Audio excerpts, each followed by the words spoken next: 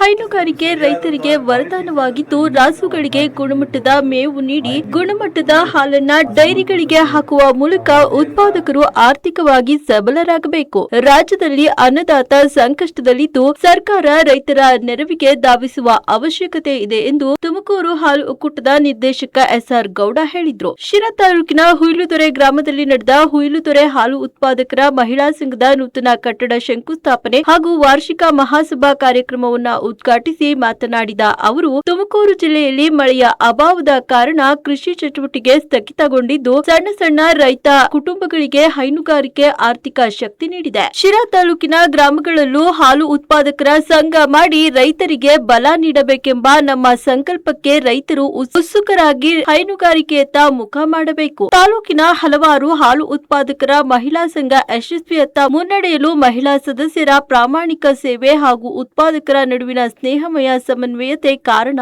ಎಂದರು. ಇನ್ನು ಈ ವೇಳೆ ಹುಯಿಲ್ದೊರೆ ಮಹಿಳಾ ಹಾಲು ಉತ್ಪಾದಕರ ಸಂಘದ ಅಧ್ಯಕ್ಷೆ ನಾಗರತ್ನಮ್ಮ, ಉಪಾಧ್ಯಕ್ಷೆ ಎಂಎನ್ ಶಾಂತಮ್ಮ, ವಿಸ್ತರಣಾಧಿಕಾರಿ ಚೈತ್ರ, ಪ್ರವೀಣ್ ಸೇರಿದಂತೆ ಹಲವಾರು ಮುಖಂಡರು, ಹಾಲು ಉತ್ಪಾದಕರು, ಗ್ರಾಮಸ್ಥರು ಉಪಸ್ಥಿತರಿದ್ದರು. ಮಾರಾಟ ಮಾಡಬೇಕು ಅಂದ್ರೆ ನಮ್ದೇ ಆದಂತ ಚಾಲೆಂಜ್ ಇರ್ತೈತಿ ಮಾರುಕಟ್ಟೆನಲ್ಲಿ. ಆ ಮಾರಾಟ ಮಾಡಕ್ ಆಗಲ್ಲ ಅಂತ ಹೇಳ್ಬಿಟ್ಟು ಕೆಲವಿಗೆ ನಾವೇನ್ ಮಾಡ್ತೀವಿ, ಪೌಡ್ರಿಗೆ ಕೊಡ್ತೀವಿ. ಕನ್ವರ್ಷನ್ಗೆ ಪೌಡ್ರಿಗೆ ಕೊಟ್ಟಿದೀವಿ ಅಂದ್ರೆ ಅದು ಲಾಸ್. ಸುಮಾರು ಒಂದು 7 ರೂಪಾಯಿ ಲಾಸ್ ಬರ್ತೈತೆ ಒಂದು ಲೀಟ್ರ್ ಹಾಲಿಗೆ. 1 ಲೀಟ್ರ್ ಹಾಲನ್ನ ಪೌಡ್ರ್ ಕನ್ವರ್ಷನ್ ಮಾಡಕ್ಕೆ ನಮ್ಗೆ 7 ರಿಂದ 7.5 ರೂಪಾಯಿ ಖರ್ಚು ಬರ್ತೈತಿ. ಇದೆಲ್ಲನೂ ಲಾಸೆ. ಈ ಲಾಸಲ್ಲಿ ಉದ್ಯಮ ನಡೀತಾ ಇರ್ತಕ್ಕಂಥದ್ದು. ನೀವು ಕೊಟ್ಟಂತ ಹಾಲನ್ನ ನೇರವಾಗಿ ಅಷ್ಟು ಮಾರಾಟ ಮಾಡೋ ಅಂತ ಅರ್ಹತೆ ಇತ್ತು ಅಂದ್ರೆ ಅದು ಸಾಧ್ಯ ಆಗೈತೆ. ಇದಾಗಲೇ ಅಂತ ಬಾಂಬೆನಲ್ಲಿ ಮಾರಾಟ ಮಾಡ್ತಾ ಇದೀವಿ ನಾವು. ಬಾಂಬೆನಲ್ಲಿ ಪ್ರತಿದಿನ 2 ಲಕ್ಷ ಲೀಟರ್ ಹಾಲು ಹೋಗ್ತಾ ಇದೆ. ತುಮಕೂರಲ್ಲಿ 3.5 ಲಕ್ಷ ಲೀಟರ್ ಹಾಲು ಮಾರಾಟ ಮಾಡ್ತಾ ತುಮಕೂರು ಹಾಲು ಒಕ್ಕೂಟ ಹೆಚ್ಚು ಇವತ್ತು ಟ್ರಾನ್ಸಾಕ್ಷನ್ ಆಗ್ತಿರ್ತಕ್ಕಂಥದ್ದು, ಹೆಚ್ಚು ಹಾಲು ಉತ್ಪಾದನೆ ಆಗ್ತಾ ಇರ್ತಕ್ಕಂಥದ್ದು ತುಮಕೂರು ಹಾಲು ಒಕ್ಕೂಟ. ವ್ಯವಸ್ಥಿತವಾಗಿ ಯಾವುದೇ ಲೋಪದೋಷ ಇದ್ದಲೇ ಮಾಡ್ತಾ ಇದೀವಿ. ಇವತ್ತು ಮೆಗಾ ಡೈರಿನೂ ಕೂಡ ಪ್ರಾರಂಭ ಮಾಡಿದೀವಿ. ಇವತ್ತು 380 ಕೋಟಿ ವೆಚ್ಚದಲ್ಲಿ ಮೆಗಾ ಡೈರಿ ಇವತ್ತು ಇನ್ನೇನು ಪೂರ್ಣ ಆಗಂತದಲ್ಲ ಐತೆ. ಅದಾಯ್ತು ಅಂದ್ರೂ ಕೂಡ ನಾವು 15 ಲಕ್ಷ ಲೀಟರ್ ಹಾಲು ಕೂಡ ಉತ್ಪಾದನೆ ಆದ್ರೂ ನಮ್ಮ ರೈತರಿಂದ ನಾವೇನು ಕನ್ವರ್ಷನ್ ಕಳಿಸ್ಬೇಕಾಗಿರಲ್ಲ. ಅದನ್ನೇ ಇಲ್ಲೇ ಕಂಡೆನ್ಸರ್ ಮಿಲ್ಕ್ ಮಾಡಿ ನಾವು ಎಲ್ಲಿ ಬೇಕಾದ್ರೂ ಕೂಡ ಮಾರಾಟ ಮಾಡ್ತಕ್ಕಂಥದ್ದು. ಸುಮಾರು ತಿಂಗಳುಗಟ್ಟಲೆ ಸ್ಟಾಕ್ ಇಟ್ಕೊಂಡು ಕಳ್ಸೋ ಅಂತ ಎಲ್ಲ ಟೆಕ್ನಿಕಲ್ಗಳನ್ನ ನಾವೀಗ ಅದರಲ್ಲಿ ಅಳವಡಿಸಿದ್ದೀವಿ. ಅದು ಮುಂದಿನ ದಿನದಲ್ಲಿ ಅದು ನಮ್ಗೆ ಹೆಚ್ಚು ಅನುಕೂಲ ಆಗಿ ಹೆಚ್ಚು ನಮ್ಮ ರೈತರ ಹಾಲಿನ ಬೇಡಿಕೆ ಆಗೋದಕ್ಕೆ ಏನೆಲ್ಲ ಮಾಡಬೇಕು ಅದನ್ನ ವ್ಯವಸ್ಥಿತವಾಗಿ ಮಾಡೋಂಥ ಪ್ರಯತ್ನವನ್ನು ಮಾಡ್ತಾ ಇದ್ದೀವಿ. ಇನ್ನು ಬಂದಂತ ದುಡ್ಡನ್ನೆಲ್ಲವೂ ಕೂಡ ನಾವು ರೈತರಿಗೂ ಕೊಡಕ್ಕೂ ಆಗಲ್ಲ. ಕೂಡ ಅಲ್ಲೂ ಒಂದು ಹಂತಕ್ಕೂ ಒಕ್ಕೂಟನೂ ನೋಡ್ಬೇಕು, ಅಲ್ಲಿ ಸಿಬ್ಬಂದಿಗಳು ನೋಡ್ಬೇಕು, ಎಲ್ಲ ನೋಡ್ಬೇಕು, ಟ್ರಾನ್ಸ್ಪೋರ್ಟ್ ನೋಡ್ಬೇಕು. ಅದನಂತರ ಅದರಲ್ಲಿ ಏನು ಲಾಭ, ಇವ್ರಿಗೆ ರೈತರಿಗೆ ಎಷ್ಟು ಕೊಡಬೇಕು, ಆಡಳಿತ ವೆಚ್ಚಕ್ಕೆ ಎಷ್ಟು ಇಟ್ಕೋಬೇಕು, ಇವೆಲ್ಲ ಆಡಿಟ್ಗಳು ಇರ್ತವೆ. ಸರ್ಕಾರದ ಆಡಿಟ್ ಇರ್ತೈತೆ, ಪ್ರತಿ ದಿನದ ಆಡಿಟ್ ಕೂಡ ನಡೀತಾ ಇರ್ತೈತೆ. ಪ್ರತಿ ದಿನದೂ ಕೂಡ ಆಡಿಟ್ನವ್ರು ಲೆಕ್ಕ ಹಾಕ್ತಿರ್ತಾರೆ. ಇನ್ಕಮ್ ಟ್ಯಾಕ್ಸ್ ಇರ್ತೈತೆ, ಸರ್ಕಾರಕ್ಕೆ ಇಷ್ಟು ಅಂತ ದುಡ್ಡು ಕಟ್ಟಬೇಕು. ಕೋಟಿಗಳ ಗಟ್ಟಲೆ ಇವತ್ತು ಸರ್ಕಾರಗಳಿಗೆ ದುಡ್ಡು ಕೊಡ್ತೀವಿ. ಒಂದು ವರ್ಷಕ್ಕೆ ಸರ್ಕಾರಕ್ಕೂ ಕೂಡ ನಮ್ದೇ ಆದಂತ 35-40 ಕೋಟಿ ದುಡ್ಡು ಕಟ್ಟತಕ್ಕಂಥ ವ್ಯವಸ್ಥೆ ಇರುತ್ತೆ.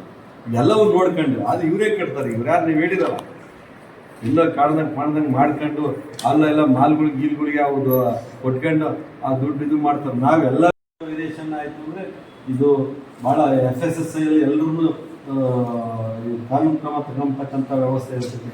ಎಲ್ಲೂ ಆಹಾರದಲ್ಲಿ ವ್ಯತ್ಯಾಸ ಆಗಿಲ್ಲ. ಪ್ರತಿದಿನ ಚೆಕ್ ಆಗ್ತೈತೆ. 100 ಥರದ ವ್ಯವಸ್ಥೆನ ಇಲ್ಲಿ ಸರಿಯಾದ ರೀತಿಯಲ್ಲಿ ಹೋದಾಗ ಮಾತ್ರ ಈ ಒಂದು ಒಕ್ಕೂಟ ವ್ಯವಸ್ಥೆ ನಡೆಸಲಿಕ್ಕೆ ಸಾಧ್ಯ ಆಗ್ತದೆ. ಇದು ಬಹಳಷ್ಟು ಇದೆ. ಇನ್ನ ನನಗಂತೂ ನೀವುಗಳು ಇವತ್ತು 19 ಕ್ಯಾನ್ ಹಾಲು ಬಂದಿದೆ ಅಂತ ನಮ್ಮ ಅಧ್ಯಕ್ಷ ಹೇಳಿದಾಗ ನನಗೆ ಖುಷಿ ಆಯ್ತು. ಇದನ್ನ ಇನ್ನಷ್ಟು ದೊಡ್ಡ ಮಟ್ಟದಲ್ಲಿ ಮಾಡೋಂಥ ಪ್ರಯತ್ನವನ್ನು ಮಾಡಿ ಇದು ಕೂಡ ನಮ್ಮ ಸಹಕಾರ ಇರ್ತೈತೆ.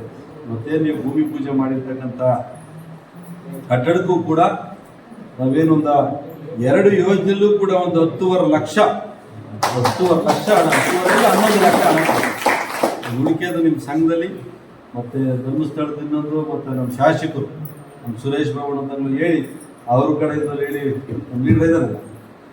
ಒಂದು 5 ಲಕ್ಷ 10 ಲಕ್ಷ ಕೊಡ್ಸೋದು ದೊಡ್ಡ ಮಟ್ಟದ ಆಗ್ಬೇಕಿದ್ದು. ಯಾಕೆಂದ್ರೆ ಅಲ್ಲಿ ಬಹಳ ತಗ್ಗಿದೆ. ಅದನ್ನ ಒಂದು ಸ್ಟೆಪ್ ಕೆಳಗಡೆ ಗೋಡನಿಂಗ್ ಮಾಡ್ಕೊಂಡು ಆ ಭೂಮಿ ಮಟ್ಟದಿಂದನ ಇನ್ನೊಂದು ಸ್ಟೆಪ್ ಮಾಡಿ ಅದನ್ನ ಕಚೇರಿ ಇಲ್ಲ ಕಮಕ್ಕೆಲ್ಲ ಮಾಡೋಂಥ ವ್ಯವಸ್ಥೆ 2 ಸ್ಟೆಪ್ ಮಾಡಲೇಬೇಕು. ಅದಕ್ಕೆಲ್ಲ ಬಹಳ ದುಡ್ಡು ಖರ್ಚಾಗ್ತೈತಿ. ರಿಜೆಕ್ಟ್ ಮಾಡಿಸ್ತಿರೋ ಈಗ ಹಂತಕ್ಕೆ ನಾವು ಬಂದಿದ್ವಿ. ಒಂದು ಸಾರಿ ನಾವು ಪ್ರಾರಂಭಕ್ಕೆ ನಾವು ಒಕ್ಕೂಟದ ನಿರ್ದೇಶಕರಾದಂಥ ಸಂದರ್ಭದಲ್ಲಿ ಕಳೆದ 1.5 ವರ್ಷದಲ್ಲಿ 26 ಕೋಟಿ ಲಾಸನ್ನು ನಡೀತಾ ಇತ್ತು.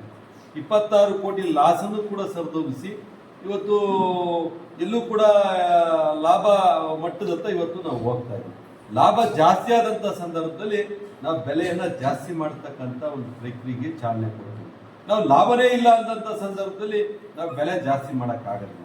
ಯಾರೋ ಪ್ರೈವೇಟ್ನವನು ಏನು ಮಾಡ್ತಾನೆ, ಅವನ ವೈಯಕ್ತಿಕ ಲಾಭ, ಅವನಿಗೆ ನಿಮ್ಗೆ ₹1 ₹2 ತಕ್ಷಣಕ್ಕೆ ಅವ್ನು ಜಾಸ್ತಿ ಕೊಡ್ಬೋದು.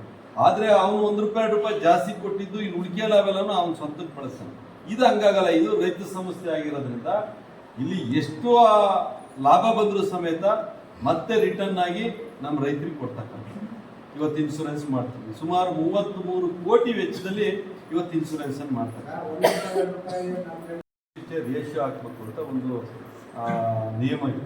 ಮೆಕ್ಕೆಜೋಳ ಎಷ್ಟು ಹಾಕಬೇಕು, ಮತ್ತು ಕಾಟನ್ ಮೆಲಾಸಿಸ್ ಅದೆಷ್ಟು ಹಾಕಬೇಕು, ಕಾಟನ್ ಸೀಡ್ಸ್ ಎಷ್ಟು ಹಾಕಬೇಕು, ಮತ್ತು ಆ ತೌಳು ಎಷ್ಟು ಹಾಕಬೇಕು, ಈ ರೀತಿ ಎಲ್ಲ ವಿಟಮಿನ್ಗಳು ಪ್ರೋಟೀನ್ಗಳು ಯಾವ್ಯಾವ ಎಷ್ಟೆಷ್ಟು ಹಾಕಬೇಕು ಅನ್ನೋದು ಒಂದು ಫೀಡ್ ತಯಾರು ಮಾಡ್ತಕ್ಕಂಥ ಒಂದು ವ್ಯವಸ್ಥೆ. ಅದರಲ್ಲಿ ಇಲ್ಲಿವರೆಗೂ ಕೂಡ 26% ನಮಗೆ ಮೆಲಾಸಿಸ್ ಅಂದರೆ ಕಾಕಂಬೆ ಹಾಕಬೇಕಾಗ್ತಕ್ಕಂಥದ್ದನ್ನು ಎಲ್ಲ ಒಂದು ಕಡೆ 13%ಅನ್ನು ಕಾಕಂಬೆ ಹಾಕ್ತಾ ಇತ್ತು. ಅದು ನಮ್ಮ ಯಾವ ರಾಸುಗಳು ಕೂಡ ಇಲ್ಲಿವರೆಗೂ ತಿಂತಾ ಇತ್ತು.